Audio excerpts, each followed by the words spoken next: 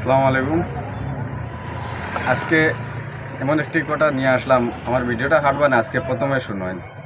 হিন্দু, মুসলিম, খ্রিস্টান, বুদ্ধ, সাই যতটা ভাষা আছে 199টা ভাষা আছে। 199টা ভাষার মধ্যে মানে একটা ভাষা হকলে বুঝে কোন জিনিস আপনারা পারলে আমার কমেন্টও কইবা।